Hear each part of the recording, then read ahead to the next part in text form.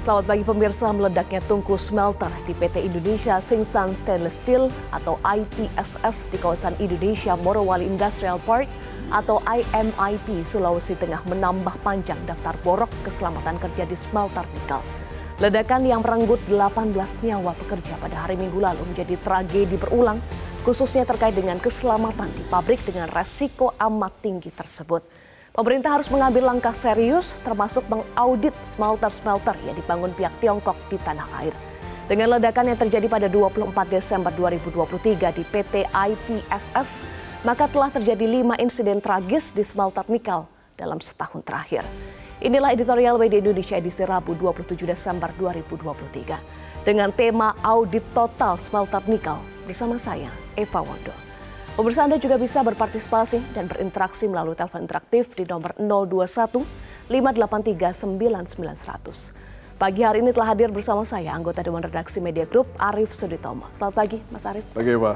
Iya, Mas Arief, tentu kita menyampaikan rasa prihatin dan bela sungkawa ya untuk 18 nyawa pekerja yang menjadi korban tragedi ini, Mas Arief. Ya. Nanti kita akan bahas lebih jauh ya, Mas Arief. Tentu yang dipertanyakan adalah sejauh ini bagaimana sebetulnya tata kelolanya, bagaimana prosedur keselamatan untuk para pekerja, Mas Arief. Mungkin singkat saja kita bahas sedikit. Itu merupakan salah satu kunci ya, karena dalam situasi seperti ini sejauh yang kita tahu sejak 2015 itu sudah ada kurang lebih 53 orang yang tewas ya. Sekarang ditambah lagi 18. Jadi ini merupakan salah satu jumlah yang tidak boleh hanya sekedar jadi statistik, tapi harus juga dibarengi dengan audit. Nah, kalau misalnya sejak 2015 belum ada audit yang menyeluruh, kali ini harus dilakukan secara tuntas. Kenapa, Eva? Karena kita tidak boleh anti investasi asing. Ya, itu merupakan salah satu hal yang akan kita miliki untuk bisa mendongkrak pertumbuhan kita. Dan investasi asing itu akan menghadirkan berbagai macam proyek, termasuk dukungan pada program-program hilirisasi.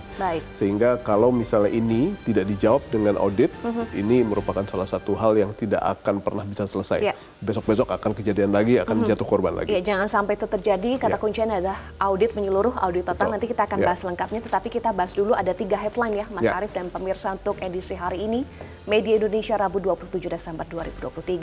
Mas Arief, kita akan kembali ke editorial Media Indonesia. Kita bahas sedikit lagi, Mas Arief, sebelum nanti kita bahas lebih detail lagi. Tadi kan Mas Arief sampaikan ya, menurut data Trend Asia, 53 pekerja smelter di Indonesia meninggal dalam kurun waktu 2015 sampai 2022. Dan 1 tahun terakhir sudah juga ada 5 tragedi yang menyeramkan seperti ini, Mas Arief. Ya, meskipun artinya bukan ledakan ya, tapi runtuhan ini ya. Artinya peristiwa ini terus berulang, tidak ada pelajaran artinya yang dipetik, Mas Arief, dari kejadian berulang ini. Itu merupakan salah satu indikasi awal ya yang memperlihatkan kepada kita semua bahwa audit sejak jatuhnya nyawa pertama itu tidak dilakukan secara serius. Sehingga ini merupakan salah satu peringatan buat kita, apakah kita akan menjadikan 53 plus 18 ini, orang-orang yang tewas ini menjadi sekedar statistik atau sebagai sebuah pelajaran. Kalau misalnya kita akan menjadikan ini sebuah pelajaran, kita harus lakukan audit ini secara menyeluruh. Kenapa? Karena kita tidak bisa membiarkan sentimen-sentimen negatif terhadap investasi asing ini berlanjut atau berlalu tanpa adanya kejelasan audit. Kalau audit sudah dikeluarkan, hasilnya umumkan kepada publik, kita bisa jelas, kita bisa melihat pihak-pihak yang bertanggung jawab dengan dan bisa menuntaskan siapa saja yang pada akhirnya bisa kita tuntut pertanggungjawabannya. Dan ini merupakan salah satu hal yang amat sangat penting karena itu tadi, Eva, bahwa pertumbuhan ekonomi kita harus kita jaga, dan untuk menjaga tersebut kita harus tingkatkan investasi. Kalau misalnya kita mau melakukan beberapa hal, di antara program-program hilirisasi itu amat sangat mungkin dengan investasi asing, dan itu akan bisa memperbaiki ICOR kita. Dan kalau itu bisa terjadi, maka salah satu upaya agar 2045 kita bisa keluar dari jebakan middle income trap, itu merupakan salah satu hal yang sekarang kita lagi hadapi sekarang, atau kita sama-sama perjuangkan. Tetapi ini merupakan sebuah episode yang hitam, dan untuk menjadikan ini sebuah pelajaran, kuncinya adalah audit, hukum yang bersalah, ya, perbaiki yang salah dan sempurnakan yang masih belum kurang-kurang sempurna, karena kita tidak bisa menuduh belum apa-apa kepada investor gitu ya. Siapa tahu ini merupakan salah satu kesalahan yang dilakukan oleh anak-anak kita sendiri atau bangsa kita sendiri yang bekerja di sana, dan itu merupakan salah satu hal yang kita memang harus awasi, dan kuncinya adalah audit. Episode hitam ini harus diakhiri dan kuncinya adalah audit. Kita bahas pemirsa editorial Media Indonesia hari ini Rabu 27 Desember 2023. Audit total smelter nikel.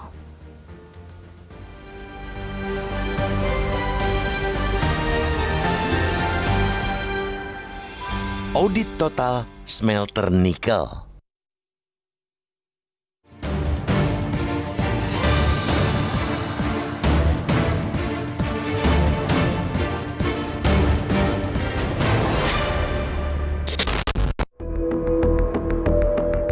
Meledaknya tungku smelter di PT Indonesia Tsingshan Stainless Steel atau ITSS di kawasan Indonesia Morowali Industrial Park atau IMIP Sulawesi Tengah menambah panjang daftar borok keselamatan kerja di smelter nikel itu. Ledakan yang merenggut 18 nyawa pekerja itu menjadi tragedi berulang, khususnya terkait dengan keselamatan di pabrik dengan resiko amat tinggi itu. Itulah sebabnya pemerintah harus mengambil langkah serius, termasuk mengaudit smelter-smelter yang dibangun pihak Tiongkok di tanah air. Dengan ledakan terjadi 24 Desember 2023 di PT ITSS itu, maka telah 5 insiden tragis terjadi di smelter nikel dalam setahun terakhir. Dari 5 insiden itu, 3 insiden terjadi di PT Gunbuster Nickel Industry atau GNI. Daftar hitam PT GNI pertama terjadi pada 22 Desember 2022, yakni kebakaran yang menewaskan 2 orang. Salah satunya adalah Nirwana Sele, perempuan berusia 20 tahun yang bekerja sebagai operator derek dan kerap membagikan suka duka pekerjaannya di TikTok. Selanjutnya pada Juni 2023 terjadi insiden pekerja tersembur api yang menyebabkan 1 orang tewas. Berselang 4 bulan kemudian, yakni Oktober 2023, giliran tungku smelter di perusahaan nikel tersebut terbakar dan menewaskan 1 pekerja. Masih di kawasan IMIP, pada sekitar April 2023, juga terjadi kecelakaan kerja di PT Indonesia Guangqing Nickel and Stainless Industry atau PT IGCNSI. Akibatnya, 2 pekerja tewas tertimbun limbah nikel. Pada peristiwa terbaru yang terjadi di PT ITSS, hingga kemarin sore, tercatat sudah 18 pekerja meregang nyawa. Mereka meliputi 8 tenaga kerja asing dan 10 pekerja lokal. Sementara itu, total korban diberitakan mencapai 59 orang. Bukan hanya karena jumlah korban yang mengerikan yang membuat berbagai kalangan geram. Terus-menerus terjadinya insiden pantas membuat kita marah. Ini bukan hanya dosa perusahaan-perusahaan tersebut, melainkan juga dosa lemahnya pengawasan kesehatan dan keselamatan kerja atau K3 oleh pemerintah. Dari berbagai kasus yang ada pun, kita pun dibuat heran dengan begitu banyaknya kejanggalan atau kecerobohan. Contohnya kelalaian dalam proses pendinginan slag, timbunan limbah yang mudah longsor, sampai yang terbaru yakni sisa slag yang keluar dari tungku dan banyaknya peralatan tinggi resiko di sekitar lokasi, termasuk sejumlah tabung oksigen. Maka kita menuntut pengusutan tuntas kasus-kasus ini. Bukan saja pengusutan tuntas kelalaian di perusahaan-perusahaan tersebut. Kepolisian dan kejaksaan juga patut memeriksa adanya kelalaian pelaksanaan pengawasan K3 oleh Kementerian Perindustrian. Tidak cukup itu, kita menuntut pemerintah untuk memastikan komitmen K3 internasional menjadi bagian sejak awal kesepakatan investasi dengan perusahaan-perusahaan Tiongkok. Selama ini, para ahli telah memperingatkan standar keamanan yang dipakai di perusahaan-perusahaan Tiongkok merupakan standar yang mereka tetapkan sendiri. Dengan kata lain, meski mengklaim telah menerapkan K3, bisa jadi bukanlah yang menjadi standar Indonesia, apalagi standar internasional.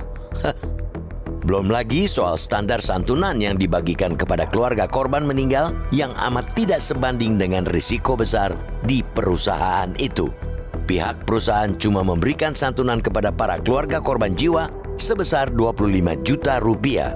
Padahal boleh jadi para korban itu ialah penopang ekonomi keluarga, ujung tombak mereka.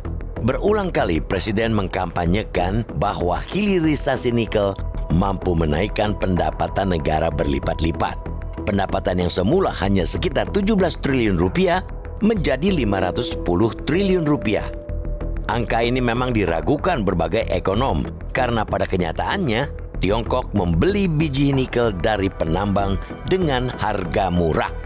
Tidak hanya itu, dengan sistem devisa bebas, maka perusahaan Tiongkok yang menguasai 95% smelter di Indonesia memiliki hak membawa semua hasil ekspornya ke luar negeri, termasuk ke negaranya sendiri.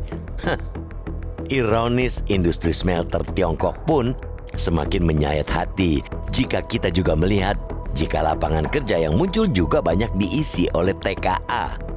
Belum lagi perlakuan diskriminatif yang kerap diterima pekerja Indonesia hingga menyebabkan insiden bentrok dengan TKA. Sementara gaji TKA Tiongkok berkisar 17 juta sampai 54 juta rupiah, pekerja lokal hanya digaji upah minimum. Bahkan ketika kecelakaan kerja yang merenggut korban jiwa, seperti yang kali ini terjadi, pekerja Indonesia yang tewas hanya mendapat santunan 25 juta rupiah dari perusahaan. Sebab itu, sekali lagi, kita menuntut keras untuk pemerintah mengaudit seluruh perusahaan smelter yang ada. Pemerintah semestinya malu ketika anak-anak muda Indonesia bukan hanya menjadi pekerja kelas rendah bergaji minimum di perusahaan asing, melainkan sampai harus meregang nyawa sementara bos-bos mereka mereguk untung besar.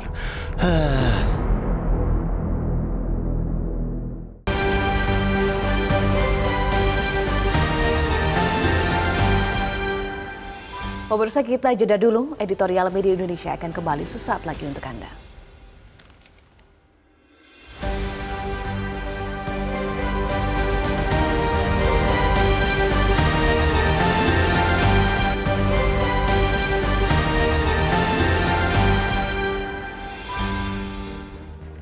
Terima kasih Anda masih bersama kami. Pemirsa, untuk membahas tema editorial hari ini, audit total smelter nikel, sudah terhubung bersama kami melalui sambungan telepon anggota Komisi 7 DPR RI Mulyanto.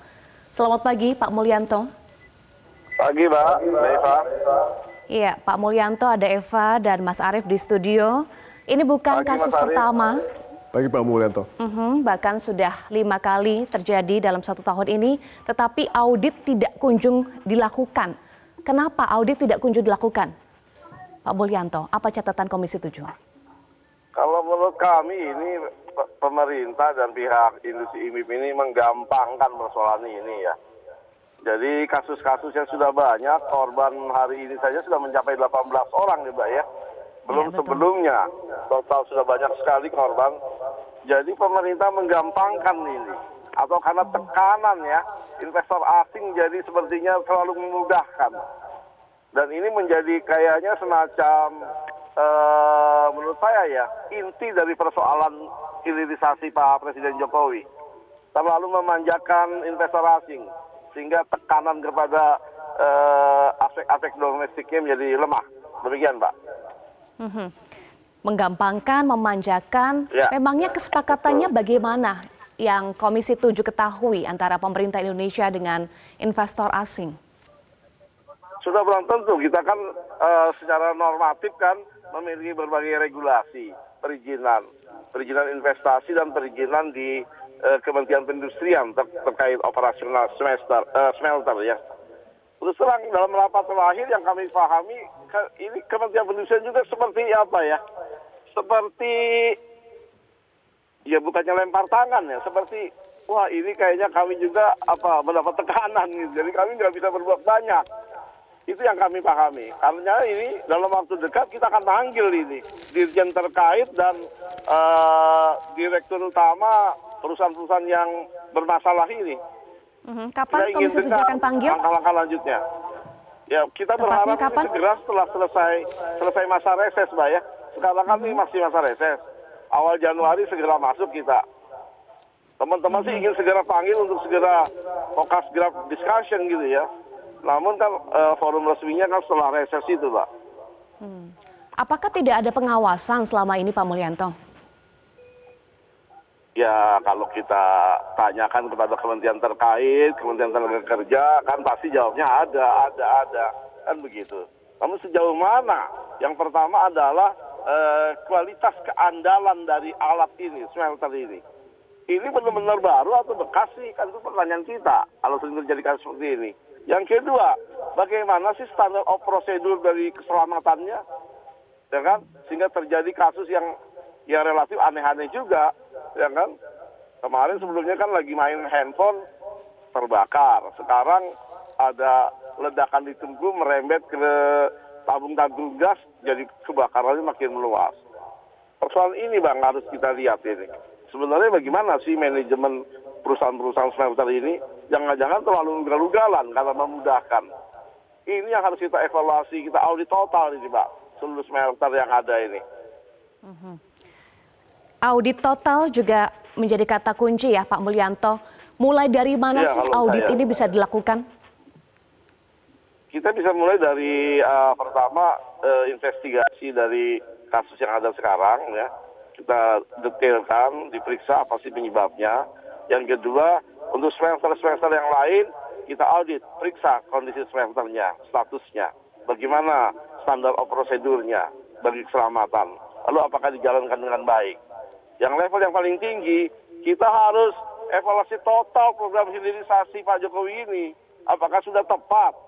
Karena ini kan insentifnya terlalu besar. Mulai dari tax holiday, pembelian bahan bakunya, sampai ekspornya nikel and pig iron ini kan masih bebas, gratis. Nggak ada biaya ekspornya. Ini kan seberapa besar pemasukan kita ya. Sehingga kan banyak pengamat seperti Faisal Basri kan, saya juga lihat data-datanya, penerimaan kita kan rendah sekali. Karena terlalu banyak itu insentif yang diberikan dari hulu sampai hilirnya. Baik. Soal aturan K3 kan sebetulnya juga sudah ada ya Pak Mulyanto. Tetapi bagaimana Komisi 7 melihat jaminan dari pemerintah terkait dengan K3 kepada pekerja baik lokal maupun asing di Indonesia?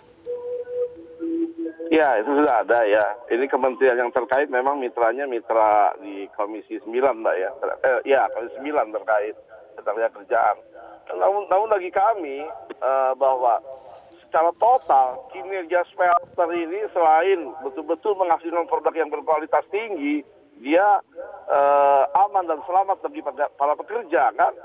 Nah itu yang kita jamin, kita evaluasi. Dan itu diberikan perizinannya oleh Kementerian Perindustrian. Jadi saling terkait ini.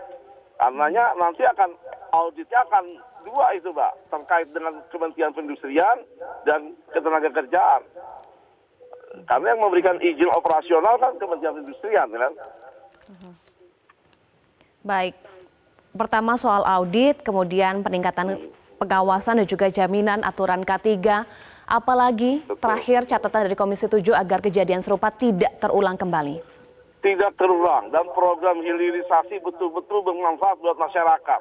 Kita harus evaluasi nih program hilirisasi ini. Ke depan kita dorong jangan sekedar program hilirisasi, tapi program industrialisasi sumber daya alam agar nilai tambahnya tinggi. Jangan sekedar kita menggali, kita olah sedikit, dari 1,7% menjadi sekitar 4% lebih kita ekspor. Nilai tambahnya rendah, Pak. Apalagi kalau dominasinya hampir 10% kan ekspor kita ke negeri Tiongkok. Kan? Akibatnya kita terkesan tersubordinalisasi dalam kerangka industrialisasi negeri Tiongkok. Kan nggak bagus itu, Pak. Baik. Terima kasih anggota Komisi 7 DPR RI, Mulyanto sudah bergabung bersama kami. Salam sehat selalu, Pak Mulyanto. Mas Arief, tadi sampaikan oleh Pak Mulyanto ada beberapa catatan ya dari Komisi 7, sepakat harus ada audit, kemudian pengawasan, peningkatan pengawasan, kemudian jaminan aturan K3 yang sebetulnya memang sudah ada, dan ada lagi soal hilirisasi. Ini kan program yang terus digaungkan, tetapi ada nodanya, ada episode hitamnya, Mas Arief. Dan tadi ada saran harus dilakukan industrialisasi sumber daya alam, bukan sekedar hilirisasi. Ya, itu kan merupakan bagian dari apa yang pada akhirnya menjadi program hilirisasi ya, bahwa industrialisasi itu kan spektrumnya sangat-sangat luas. Ya.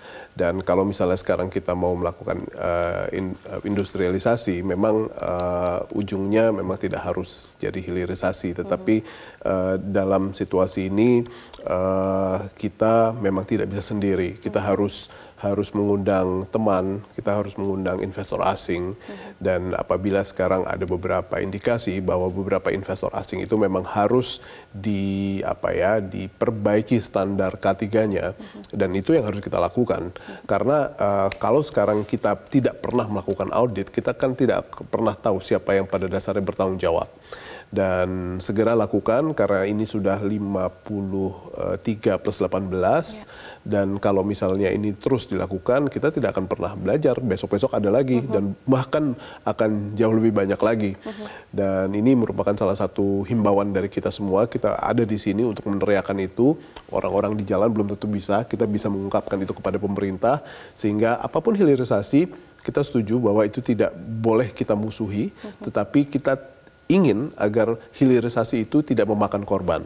Dan itu yang harus kita perjuangkan bersama. Ini harus kita perjuangkan bersama, meskipun kalau kita melihat juga menjadi tidak logis ya Mas Arief, kalau belajar cukup satu kesalahan kemudian belajar. Ini sudah berkali-kali kesalahan itu, kecolongan itu, kebocoran itu, tapi kok nggak belajar-belajar Mas Arief, salahnya di mana? Betul Eva, bahwa kita tuh memang punya kecenderungan kalau jatuh tidak cukup sekali untuk bisa mendapatkan pelajaran agar tidak terulang lagi. Dan itu terjadi di berbagai macam hal. Sehingga kita pastikan bahwa kali ini harus yang terakhir. Untuk pada akhirnya kita mendapatkan sebuah kesimpulan bahwa perbaikan di berbagai macam sektor, khususnya gini Eva, sektor yang harus diperbaiki adalah dengan audit khususnya di prosedur kerja. Apakah prosedur kerjanya sudah baik apa belum? Karena dengan demikian kita bisa menentukan apakah yang kemarin 18 orang meninggal itu human error atau bukan. Lalu kita harus juga audit desain tempat kerjanya. Apakah merupakan desain tempat kerja yang aman atau tidak. Dan yang paling penting juga harus dilakukan audit tentang kualitas infrastruktur atau kualitas peralatan. Karena kalau misalnya itu tidak kita audit, kita tidak akan pernah bisa melihat apakah kita memiliki proses atau peralatan infrastruktur yang pas atau yang aman buat para pekerja kita. Dan ini semua merupakan salah satu tahapan yang harus kita lalui agar kita bisa menghindari ini di kemudian hari. Baik, Mas Arief, termasuk juga yang menjadi pertanyaan, meskipun juga sudah ada ya di sini di media Indonesia soal pola penyelesaian, ada ganti rugi, ada kompensasi, ada uang duka. Tetapi apakah ini cukup, Mas Arief? Begini Eva, salah satu hal yang kita harus lakukan, kita harus balance ya, bahwa ada korban jiwa ya, kita harus hormati mereka, kita harus hargai pengorbanan nyawa yang sudah diberikan oleh orang-orang ini, dan bagaimana sekarang kita harus memberikan penghormatan itu kepada orang-orang yang ditinggalkan.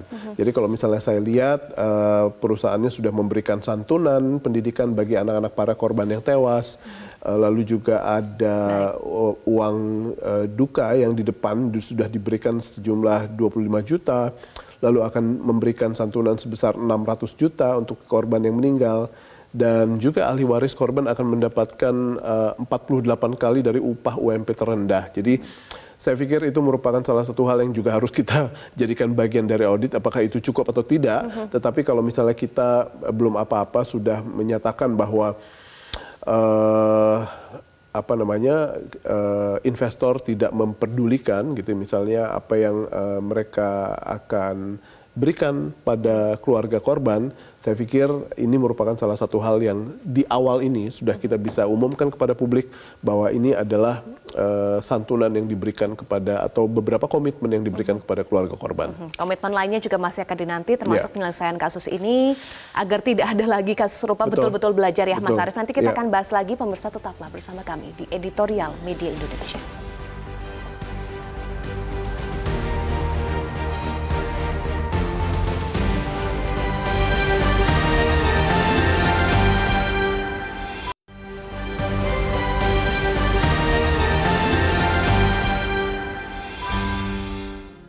Media Indonesia mengajak Anda untuk mengakses fitur premium e-paper. Dengan sajian konten berbasis intelektual dan meneguhkan kebangsaan, Media Indonesia tampil dengan lebih dinamis melalui e-paper Media Indonesia yang dapat Anda akses kapan saja, di mana saja. Caranya mudah, download aplikasi Media Indonesia di Android atau ketik link epaper.mediaindonesia.com atau bisa scan QR code pada layar kaca Anda. Klik tab e-paper di bagian samping layar tablet Anda, daftarkan data diri, serta pilih paket berlangganan e-paper Media Indonesia sesuai dengan kebutuhan Anda. Nikmati juga bonus spesial tambahan 4 halaman rubrik fokus setiap hari. Semua bisa Anda dapatkan hanya di e-paper Media Indonesia. Untuk informasi lebih lanjut, hubungi customer service di nomor 0811 1201 2018 atau kunjungi media sosial @mediaindonesia. Media Indonesia, referensi bangsa.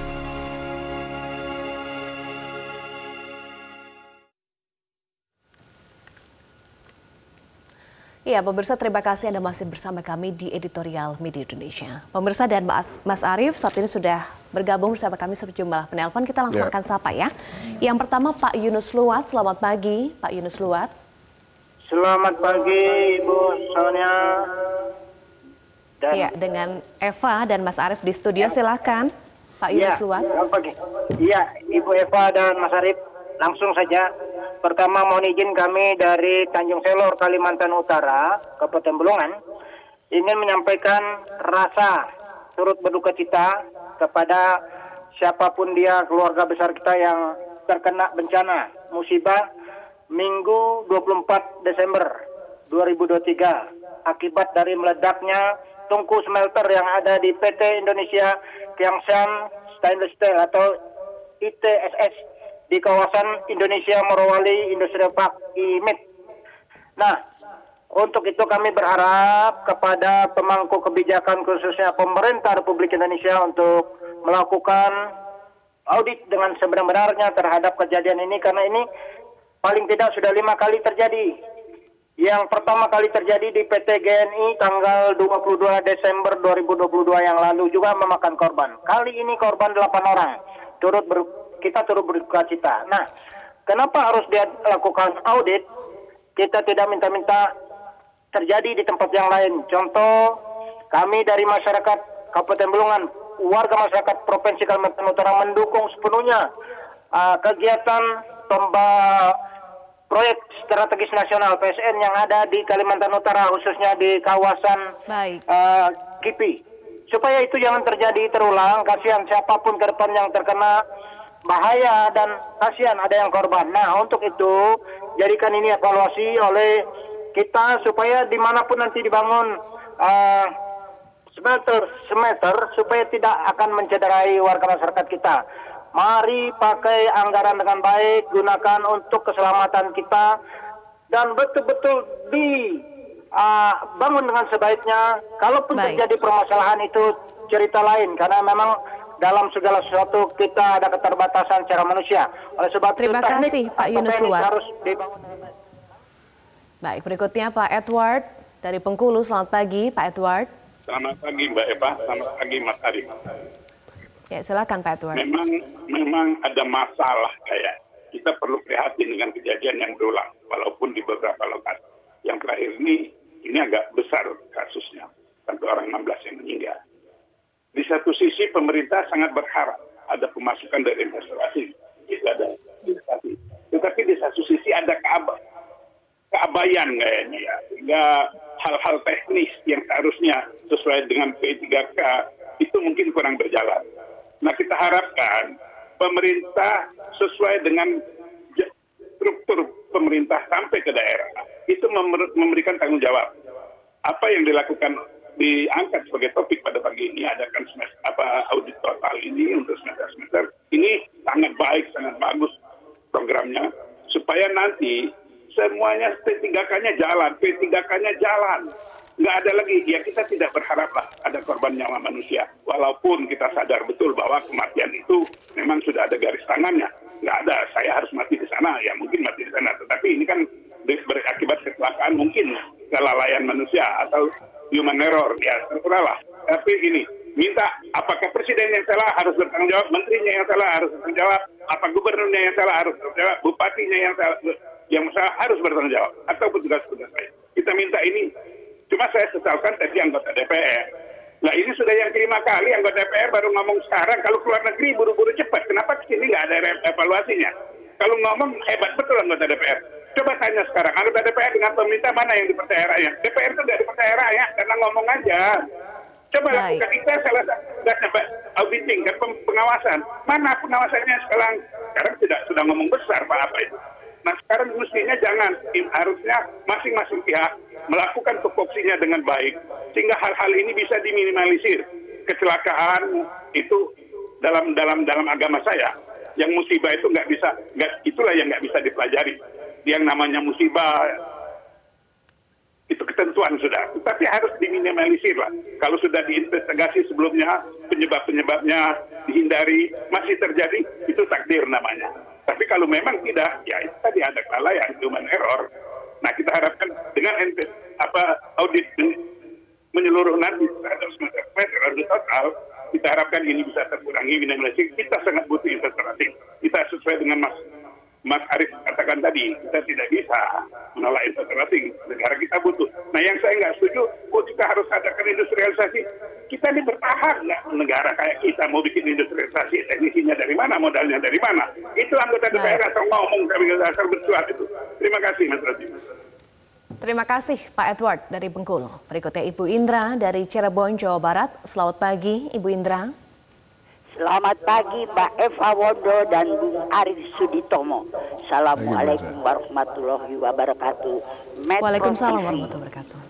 Ya, kalau tadi Pak Edward mengatakannya musibah, kalau Bu Indra menganggap itu sebagai peringatan dari mulai yang ringan, nah sampai yang sekarang ini berat. Mestinya begitu ada peringatan, kita harus segera waspada, mengoreksi, pasti ada sesuatu yang salah. Dan sekarang dengan yang berat ini, nah kita harus belajar, betul, dengan mengaudit. Nah, audit yang total, kita bisa belajar untuk menyempurnakan apa yang sudah ada ini. Sehingga bisa memberikan rasa ketenangan kepada masyarakat Indonesia maupun kepada investor. Investor juga akan lebih merasa tenang dan akan mau berinvestasi di Indonesia ini kalau peraturannya jelas. Apakah kita sudah melakukan peraturan yang standar? Tadi Pak Edward juga mengatakan kalau kita menjalani aturan sesuai standar, paling tidak sudah ada rasa aman. Apalagi standar keamanan yang makin sempurna. Saya jadi berpikir Mbak Eva dan Bung Arief, kita dulu tidak mengerti. Karena waktu perjanjian dengan Freeport itu, nah sekarang kita sudah belajar dari Freeport. Freeport sudah paling tidak menguntungkan begitu. Kenapa? Sekarang kita mau dibodohi juga, seakan-akan ini Freeport yang baru begitu. Nah aturannya yang tidak jelas. Nah, audit total dan bikin aturan yang lebih sempurna untuk sama-sama merasa aman. Terima kasih. Assalamualaikum warahmatullahi wabarakatuh. Waalaikumsalam warahmatullahi wabarakatuh. Terima kasih Ibu Indra, Mas Arief. Duka mendalam disampaikan untuk 18 korban meninggal. Kemudian ada kesepakatan yang sama. Sepakat harus ada audit total, harus ada aturan yang jelas. Kemudian jangan abai K3 meskipun kita Indonesia butuh investor, Mas Arief. Betul, itu saya pikir masyarakat sudah amat sangat paham ya pada situasi yang kita hadapi bareng-bareng. Karena saat ini kalau misalnya kita tidak pernah akan mendapatkan jawaban melalui sebuah audit yang menyeluruh, kita akan buta. Kita akan kembali kepada pola yang lama. Sehingga hal yang akan terjadi adalah korban berikutnya gitu ya, dan itu merupakan salah satu hal yang tidak kita inginkan. Nah, itu merupakan sebuah hal yang kita harus tunggu. Jadi kalau misalnya kita mendapati bahwa 2015 tidak pernah terjadi apa-apa atau belum ada audit yang bisa dipublish, sekarang kita harus nyatakan kepada misalnya pihak-pihak terkait, misalnya Kemnaker melalui Direktorat Jenderal Binawas atau pihak ketiga yang ada dari Kementerian ISDM, atau bagaimana sekarang pihak Menko Marves juga ikut bisa membantu untuk menjembatani proses audit ini dengan para investor gitu ya, karena ini merupakan sebuah proyek yang tidak bisa kita lakukan hanya dengan satu kali tebasan dengan satu institusi gitu ya. Dan ini merupakan sebuah proses yang kita nantikan. Kenapa? Kalau kita tidak nantikan, kita tidak set deadline, kita tidak kasih target kepada pihak-pihak yang pada akhirnya harus memberikan hasil audit ini, kita akan melewati ini karena besok-besok di Indonesia akan banyak masalah. Ini kalau misalnya terkubur lagi, nanti kita baru akan sadar di saat akan ada korban lagi. Jangan sampai terkubur, makanya kita suarakan ya. Kita harus suarakan, kita kasih deadline, kita kasih target, kapan publik bisa membaca hasil auditnya agar itu bisa ditindaklanjuti dengan kebijakan yang pas. Ya, audit total ini tidak bisa sendirian, harus lintas kementerian ya Mas Arief, termasuk juga bagaimana pengawasannya. Betul. Tadi dipertanyakan juga oleh penelpon, termasuk deadline atau timeline-nya yang kita nantikan. Kita akan bahas lagi sesaat lagi, tetaplah bersama kami.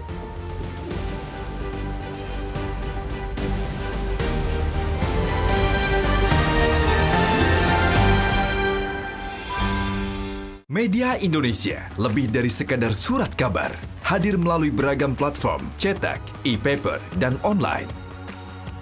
Dengan program di media sosial yang kuat dalam konten dan pengembangan bisnis yang terarah. Dapatkan informasi lengkap melalui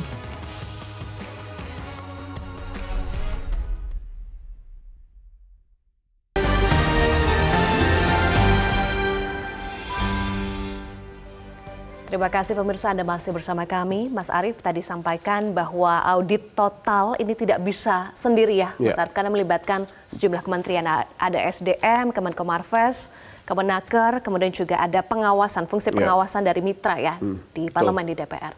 Bagaimana konkretnya, Mas Arief? Itu merupakan sebuah kerjasama ya, orkestrasi yang harusnya seperti itu, seideal itu. Namun kalau misalnya telat nggak apa-apa. Yang paling penting adalah sekarang kita lakukan. Karena kalau misalnya faktanya kita sudah punya sebuah insiden dari tahun 2015 dan per hari ini 71 orang yang sudah tewas akibat kelalaian tersebut. Kelalaian ini bukan kelalaian di lapangan saja loh. Kelalaian pada pihak-pihak yang bertanggung jawab atas menjaga regulasinya juga merupakan hal yang kita amati atau kita dapati sekarang. Sehingga kelalaian-kelalaian tersebut harus kita kikis, harus kita kurangi satu persatu, sehingga kita bisa menghemat energi, kita bisa menyelamatkan nyawa, dan kita bisa mendapatkan keuntungan dari segala macam proses hilirisasi ini, yang tujuannya adalah untuk menghantarkan kita pada Indonesia emas, di mana kita harus sudah keluar dari middle income trap. Dengan demikian, kalau misalnya ini semua berjalan lancar, ini kita bisa meningkatkan pertumbuhan kita di atas 5%. Itu kondisi yang ideal, harus ada orkestrasi yang ideal ya Mas Arief. Masalahnya ini belum ideal-ideal, apakah harus ada target yang jelas begitu, timeline tadi seperti Mas Arief sampaikan, harus ada deadline. Tentu, tapi masalahnya timeline terhadap audit ini keluarnya dari mulut kita gitu ya. Dari kita sekarang, belum kita dengar gubernur menyatakan hal tersebut, menteri menyatakan hal tersebut, kita belum dengar sama sekali gitu ya.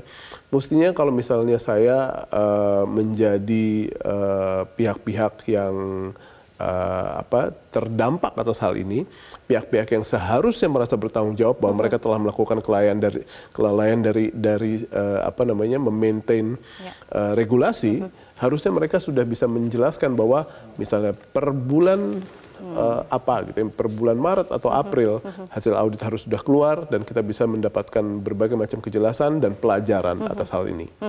Jadi deadline harus keluar dari pihak yang memang harus bertanggung jawab ya, Mas Arief. Audit total harus dilakukan, jangan sampai ada nyawa lagi. Betul. Akibat hilirisasi yang sebetulnya tujuannya untuk menguntungkan ya, Mas Arief. Baik, terima kasih Mas Arief sudah bergabung bersama kami di Editorial Media Indonesia.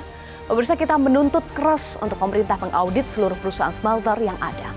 Pemerintah semestinya malu ketika anak-anak muda Indonesia bukan hanya menjadi pekerja kelas rendah bergaji minimum di perusahaan asing, melainkan sampai harus meregang nyawa, sementara bos-bos mereka mereguk untung besar. Demikian Editorial Media Indonesia untuk hari ini. Atas nama rekan-rekan yang bertugas, saya Eva Wondo pamit undur diri. Terima kasih atas perhatian Anda dan tetaplah bersama kami di Metro TV.